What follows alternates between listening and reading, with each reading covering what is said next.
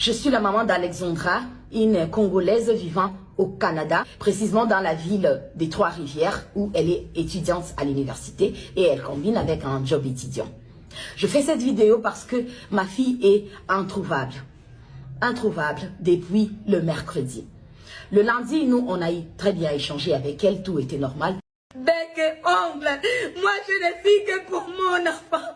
Je ne vis que pour ma princesse. Je ne vis que pour mon enfant. Alors je demanderai à toute personne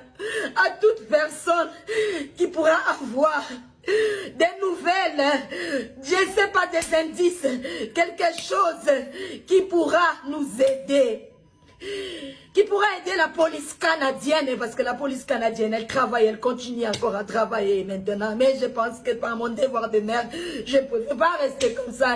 Salut à toi, salut mon entrepreneur. Alors, il y a trop de controverses sur les réseaux sociaux aujourd'hui autour du décès de la jeune Alexandra qui était retrouvée morte dans un lac, dans un fleuve ici là, au Canada, au Québec, autour de l'île de Saint-Quentin.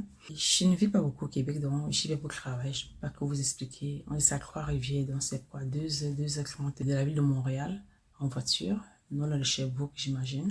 Et c'est un décès de plus, n'est-ce pas, de la jeunesse. Je me rappelle l'année dernière quand la jeune Dina, la Gabonaise qui était morte en Turquie, une étudiante aussi, elle s'est fait violer, on a retrouvé le corps et ça brise le cœur des femmes en fait, c'est des mamans et des grandes sœurs.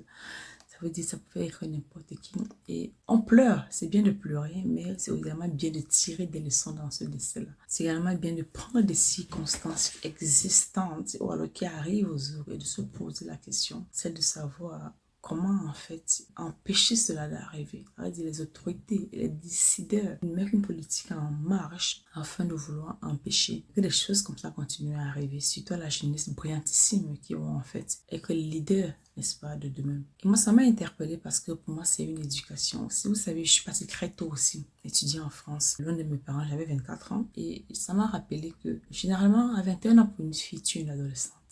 Moi, je me rappelle quand je suis arrivée en France, bien que j'avais ma grande sœur en France, elle était déjà en couple parce qu'elle était déjà mariée. Je me suis retrouvée seule dans ma résidence universitaire. Je n'ai pas compté de fois où j'ai pleuré, je n'ai pas compté de fois où je me disais, mais je me sentais seule. Parce que tu sors d'un schéma où il y a beaucoup d'enfants, il y a la chaleur, n'est-ce pas, où tu te retrouves seule face à ton mur, face à ton destin, où tu dois te réveiller toute seule, aller à l'école, revenir de l'école, faire ce que tu as envie de faire. Et beaucoup d'enfants qui ne sont pas concentrés, n'est-ce pas, sombre dans la déprime, sombre dans la prostitution, surtout pour les femmes, sombre dans la dépression pour les jeunes garçons, même les jeunes filles également, sombre même dans l'alcool pour les garçons. Quand un jeune garçon va étudier à 21 ans, il reste un enfant. À 21 ans pour un garçon, il reste un enfant. 21 ans pour une fille, on va dire, elle est peut-être adolescente. Et tu vois, les gens, maintenant, les gens passent même le bac à 16 ans, 17 ans. Et les parents ont des gros projets d'envoyer ses enfants à l'étranger. Moi, je me rappelle l'année dernière, quand il fallait qu'on décide pour un de mes neveux pour qu'elle aille étudier en Europe. Moi, j'étais celle-là qui disait qu'il passe d'abord le bac et qu'il passe la maîtrise. Elle dit qu'il ne va pas passer le bac à 17 ans, 18 ans et tout de suite aller en Europe. Non. Parce que l'université également locale donne une maturité aux enfants. Quand tu n'as pas fait l'université, tu ne peux pas obtenir. Parce qu'en Afrique, forcément, tu as ton propre compte. Tu rentres quand même le soir, tu as quand même ton propre horaire. Un peu comme un entrepreneur, quoi. Donc, tu apprends un peu de discipline, à étudier, à faire tes recherches. Forcément, de là, on peut voir si l'enfant peut réussir, même en Europe. Pas aller juste lui mettre dans une école privée ou lui permettre de passer un BTS. Non, non, non. Aller le mettre à l'université pour qu'il puisse au fur et à mesure se dire, bon, est-ce que c'est possible? Et le parent est là pour observer. Et je me rappelle, moi je disais à ma soeur que non, mon neveu c'est très tôt en fait. Et Dieu merci, finalement il passe la maîtrise avec brio. Et il va étudier. Et quand il va étudier, il a quoi à peu près? Je crois qu'il avait 22 ans. Il avait 21 ans. Il fait son 22e anniversaire en Europe. Vous voyez? Et même sur le coup, en fait, c'était pas si évident. Parce que quand tu vois les actes même qu'il pose, de lui dire, oh, tu te dis que ah, ça c'est un enfant encore. Malgré qu'il va te montrer qu'il est grand, qu'il peut faire des choses qu'il a envie de faire, tu peux lui parler n'importe comment. Vous connaissez la jeunesse de Jésus. On ne leur apprend rien. Ils savent tout. Et s'il n'avait pas atterri en famille, parce qu'en Europe quand même, il est chez sa tante, n'est-ce pas?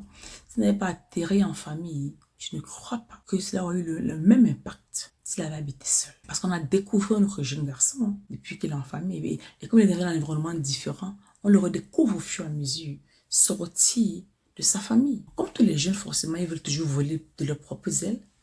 Et comme j'ai fait dans une de mes vidéos, quand un enfant de 6 mois va à la garderie, pourquoi tu ne le mets pas directement à l'école? Parce qu'il est peut-être ton deuxième croisement. C'est-à-dire que dans la maison, quand les aînés vont aller à l'école, lui, il va pleurer. Il va comprendre que les gens vont à l'école et que lui n'est pas encore assez grand pour aller à l'école parce qu'à 6 mois, on ne part pas à la garderie, on ne part pas à la maternelle. Quand quelqu'un va à 2 ans à la garderie, il y a les choses, même à la garderie, il y a les niveaux pour des enfants. Un enfant à 2 ans à la garderie, il est à preschool, on dit quoi? Maternelle. Donc, ce qu'on apprend aux enfants à 6 mois, on ne leur apprend pas les mêmes choses, n'est-ce pas, qu'on apprend quand ils sont tout petits à la maternelle.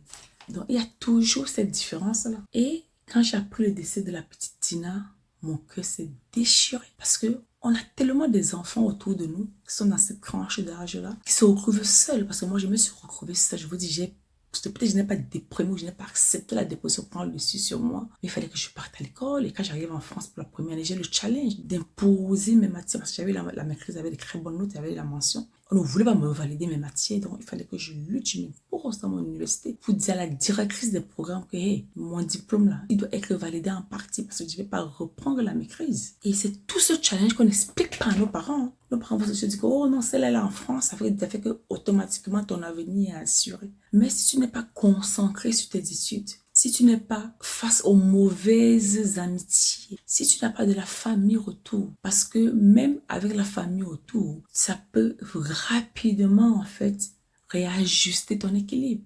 Moi, ayant ma grande sœur en France, il y a les week-ends où je partais lui rendre visite, ou le mois se retrouvait quelque part pour un café, pour papoter un peu, ou alors peut-être qu'elle venait chez moi le week-end avec les enfants. Ça te redonner l'équilibre, te reboostant en fait. Mais quand tu arrives seul quelque part, quand tu n'as pas de famille, tu n'as pas d'amis, il faut que tu redécouvres ton monde. Les amis, c'est pas facile. Quand je suis arrivée au Canada pour étudier, je n'ai fait mon expertise ici, j'ai revécu ça. Au Canada, j'ai personne qui m'attend, je dois aller à l'école. Oh, ça m'a rappelé l'époque quand j'arrivais en France. Mais au moins en France, j'ai ma soeur qui est venue à la pour me chercher. Mais au Canada, tu atterris dans un pays où tu es seul, où dans 2 ou 3 jours, où tu es à l'école, tu ne connais même pas d'abord où l'école se trouve. Tu es dans une province anglophone, c'est-à-dire que tu ne t'exprimes même pas en anglais, ou tu te débrouilles pas à parler pour te faire entendre. Donc voilà, tous ces challenges qu'un jeune de 21 à 22 à 23 ans vit avec au fur et à mesure, sans qu'il ne s'en rende même pas compte. Donc, chers parents, quand vous avez des projets d'envoyer vos enfants hors du continent africain, préparez-les. C'est vrai qu'on ne peut pas préparer un enfant assez, mais moi, je vais quand même dire à un parent, n'envoie pas ton enfant hors du Cameroun ou hors de l'Afrique tant qu'il n'a même pas fini le premier ou même le second cycle, qu'il fasse même toute l'université. Parce que moi, au moins, je suis quand même partie, j'avais quand même fini presque toute l'université. Mais si je n'avais pas eu les parents solides et que j'étais très focalisée, j'aurais pu sombrer. J'aurais pu facilement sombrer. Je connais une jeune fille qui arrivait, elle avait 19 ans, elle habitait en famille chez une de ses tantes et elle a des problèmes avec sa tante l'a mise à la porte. Vous pensez que la fille la sort. Vous savez la jeunesse d'aujourd'hui. Hein. Eux, ils savent toujours tout. On ne leur conseille pas. Quand tu veux leur dire ce que tu penses être bien pour eux, ils disent que non, toi tu es la vieille école. Parce que les enfants me disent ça. Toi tu es la vieille école, donc ce que tu veux leur montrer là, c'était ton époque. Donc eux, leur époque d'aujourd'hui là, voilà. Ce n'est plus comme ça que ça se passe. C'est démodé en fait. Vous voyez. Et ça fait que si tu n'es pas une personne qui prend beaucoup de la hauteur, tu peux te sentir frustré, tu peux te sentir énervé et à la fin, tu es très dur de caractère. Tu vas mettre cet enfant à la porte parce que tu as peut-être peur qu'elle influence peut-être tes enfants ou alors il y aura le manque de respect. Mais moi, je dis toujours aux personnes qui hébergent des enfants que quand tu reçois un enfant chez toi, demande l'autorisation à son parent de grandir l'enfant là quand tu peux. Et que le parent qui t'envoie l'enfant doit te supporter. C'est-à-dire que soyez en symbiose, communiquez tout le temps, communiquez tellement bien que l'enfant se rende compte qu'entre vous, il n'y a pas de secret. Tout ce qu'il va faire dans ses maisons, si tu vas reporter ça à ses parents. Parce qu'il peut ne pas avoir trop de respect pour toi, qui l'héberge ou qui facilite sa vie dans le nouveau pays. Mais il aura quand même peur de ses parents. Quand il va apprendre que son père sera au courant de telle histoire ou sa maman sera au courant de telle histoire, il va se ranger. Donc, et c'est ce qu'on essaie de faire dans ma famille quand on prend des enfants et on les mange. Alors, ça veut dire que si j'habite avec un de mes neveux, une de mes nièces, en tout cas, lui, l'enfant, il sait que tout ce qui va se passer dans ma maison, sa mère sera au courant ou son père sera au courant, il n'y a même pas de secret là-dessus. Ça fait que j'ai le droit de tirer ses oreilles, de le gronder ou alors de dire non, tu ne sors pas à 21h. Et si tu vas te plaindre chez ta maman, elle va te dire que oui, ta tante a raison. Tu partais d'abord à 21h. Donc, du coup, tu vas te raviser tout seul. n'est-ce pas, à exécuter les règles de la maison parce que ça permet aussi à ton éducation. Donc, tirons des leçons dans le décès de la jeune Alexandra. Ça fait très mal. Moi, j'ai même pas pu travailler hier. Avant-hier, par contre, j'ai tellement pleuré quand j'ai vu le deuil sur les réseaux sociaux, la vidéo que sa maman a fait. Donc, je pense quand même que c'est quand même assez important, n'est-ce pas, les amis, de pouvoir se dire que c'est quelque chose qu'il faut regarder de près, c'est quelque chose qu'il faut retravailler, que quand tu envoies ton enfant à l'étranger, il faut que tu prennes conscience, que tu prennes le temps, que tu prennes la peine, en fait, de pouvoir préparer cet enfant-là. Non seulement préparer cet enfant, mais attendre que l'enfant également soit mature. Parce que j'ai écouté quelque part aussi où tu vas voir dans les écoles, il y a ce challenge entre les hommes et les femmes. Qu'un jeune qui a 17 ans, il s'est déjà dragué, il a envie de séduire une fille. Dans le contexte africain, c'est pas pareil. Pour une fille se livre à un homme, ça prend le temps. Mais en Europe, le sexe est trop facile. Les filles ont envie de coucher à gauche et à droite. C'est pas grave. Hein? Une fille à 15 ans, elle connaît l'homme. Imagine une fille comme ça, africaine, comme ça, là, elle a que des copines autour d'elle.